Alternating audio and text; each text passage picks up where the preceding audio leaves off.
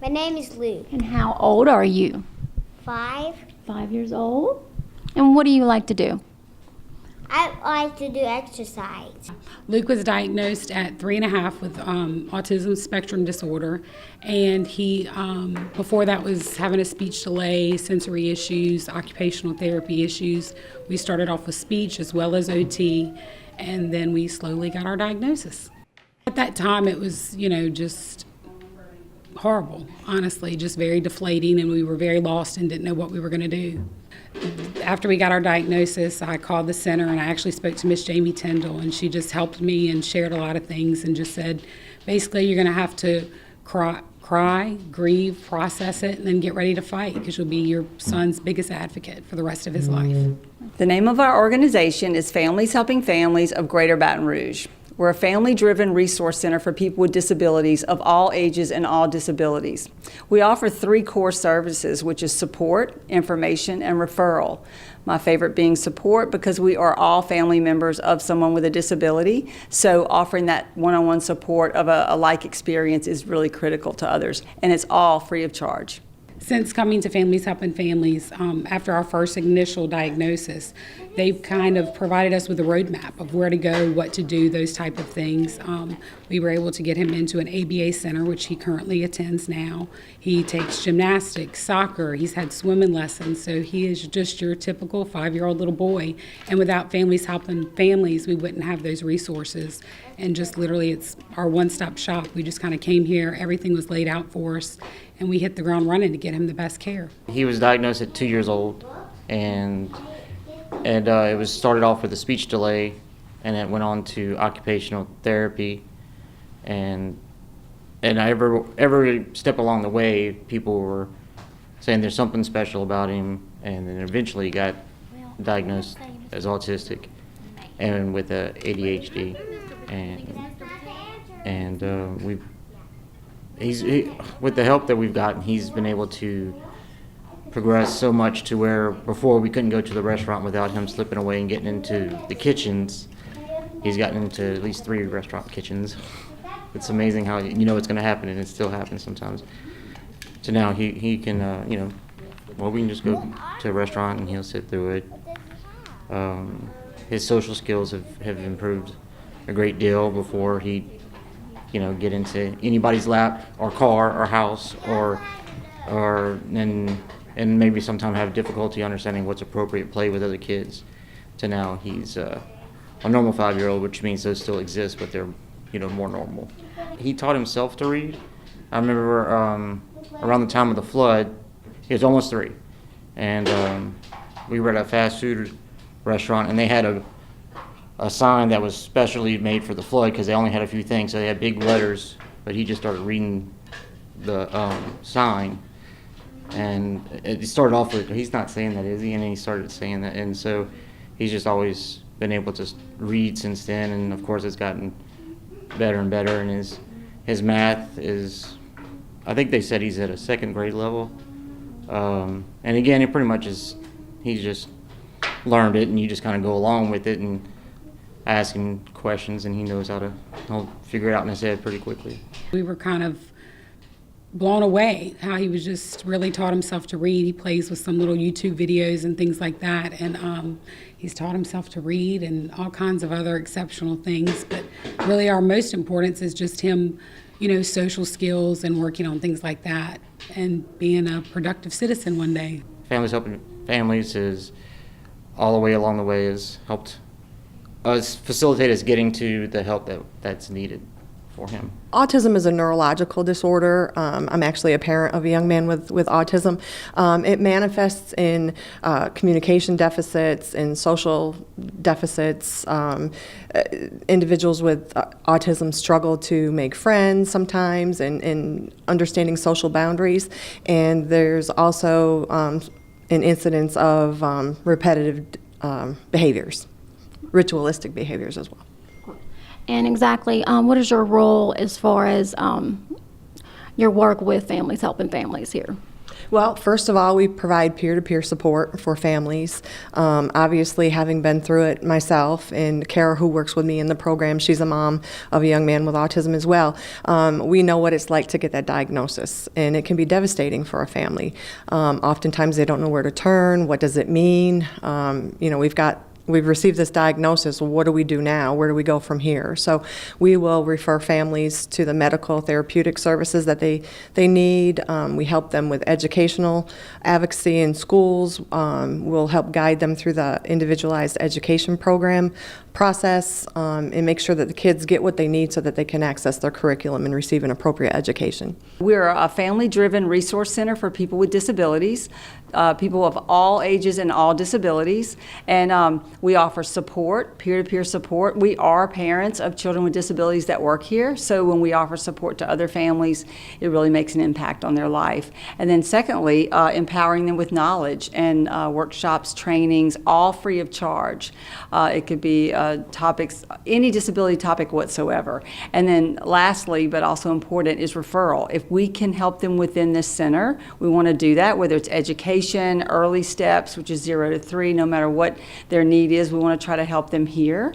But if not, we are happy to refer out into the community, which we do a lot of, because we obviously can't do it all right here. I'm 31 years old.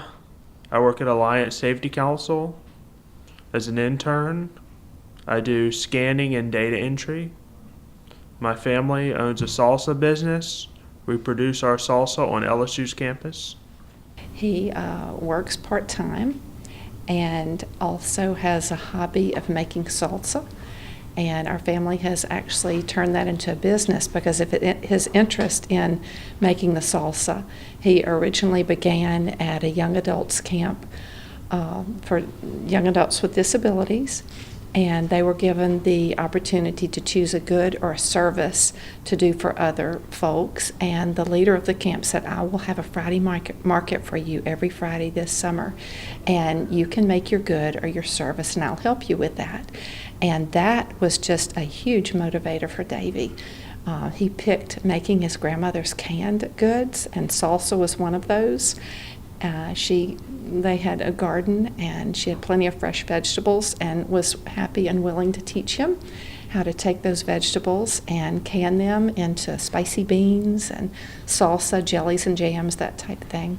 And he just was very interested in that. It surprised me because he was afraid of the fire on the stove. He did not have good motor skill coordination to be able to measure, and was just not interested in cooking at all. When he chose to do that activity, we just saw him blossom and overcome many hurdles and many barriers that he had in the past. He just had a commitment and a perseverance that he wanted to do that, and he knew that he would have to do some of those things that were very hard in order to accomplish it. So one thing led to another, and now we're in 30 stores and have just a business that's so beneficial to Davey, and that's the reason we formed it. We didn't actually have a diagnosis until Davey was 13, because when Davey was young, there was just not a lot of understanding or information, even with doctors. Even in questioning his pediatrician at that time, I was told, oh, that's normal. It's normal for little boys to develop slower. But yet I knew there was something wrong, even from an early age. When he was tested in preschool for language, he was 2 years delayed in language. And we knew then immediately we had to deal with that. So we began speech and language therapy, occupational therapy. There were not many resources at that time, and not an understanding of the disability. So we had a very hard time, and Davey did too, in classes, in the typical classroom. And it was just, very, very hard in the beginning because there was not an understanding of educators, staff, nor us. We didn't really understand about the disability. We just treated what we knew to treat, the symptoms. How do you feel Families Helping Families has made an impact on your family as well as Davey? It has made a huge impact because with that void of understanding and information that was out there, there was a small group that began off of Chevelle had just a tiny little office, and I heard through a little parents group that had met at the library, they said, this is an organization, Families Helping Families, that will help you. And they have a library, and they have resources, and they have people there that understand disabilities and can help guide you. And so that very first time I went and got books, I got a book called Asperger's Syndrome, and in reading that for the first time, I said, this describes my son. This describes Davey. He was 13 years old, and at that point, we felt like we understand now what's going on.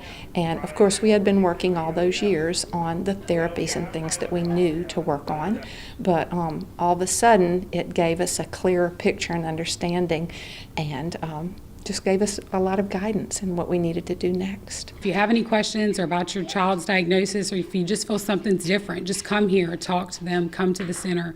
There are so many different advocates here that can point you in the right direction to really get you to where you need to be for your child. It helps. It helps tremendously to have somebody else that you can pick up the phone and you can call, and they actually understand what you've been through, where you're at. You're not talking to some stranger that's not familiar with your situation. You're talking to somebody that's been through a very similar path. That's been almost 20 years ago when we first came in contact with Families Helping Families. And since then, they have continued to grow. They've continued to be able to do more and more for individuals and families that are affected by disabilities. I've seen Families Helping Families grow from that one tiny little office to this location, and it just continues to grow every year as to their offerings. They offer now recreational activities for families and young adults and children. They offer things for siblings. It's very difficult as a family unit.